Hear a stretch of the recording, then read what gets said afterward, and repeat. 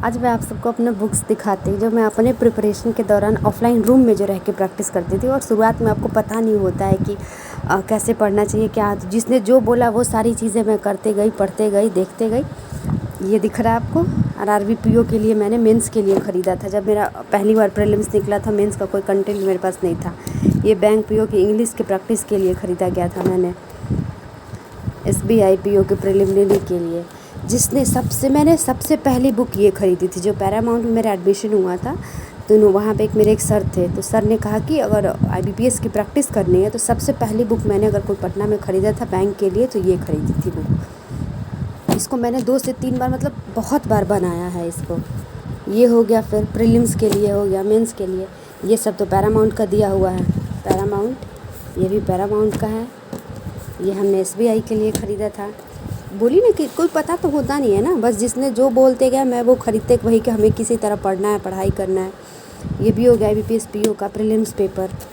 Banking awareness के हमें कुछ पता नहीं था तो बैंकिंग के लिए भी बुक ख़रीदा थी। ये तो मेरे किसी फ्रेंड ने दिया था तो वो मेरे ही पास रह गया, फिर उसने वापस लिया नहीं मेरे से। ये सब पैरामाउंट की बुक हो गई। पैरामाउंट ये होगी पैरामाउंट, इतना सारा।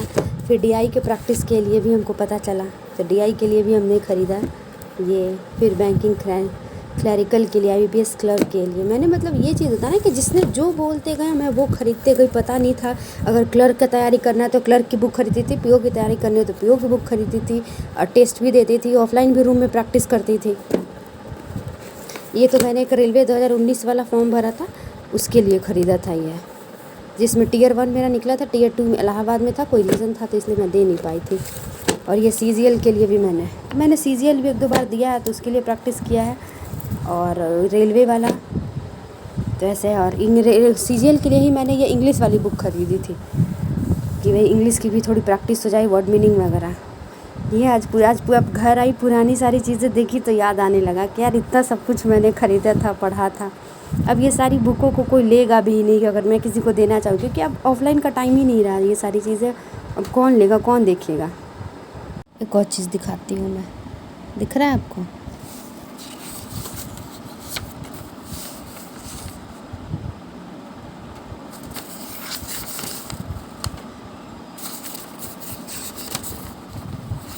तो मेरे दिखाने का ये सब मतलब का ये नहीं है कि आप लोग को भी ये सब करना चाहिए या कोई भी चीज़ ऐसी पब्लिसिटी। मेरे दिखाने का ये मतलब है कि जब शुरुआत तो होता है प्रिपरेशन का तो हर कोई मिसगाइड होता है, क्योंकि किसी को कुछ पता नहीं होता क्या करना चाहिए। उसी का नतीजा दिख रहा है इतना, ये बुक का पहाड़।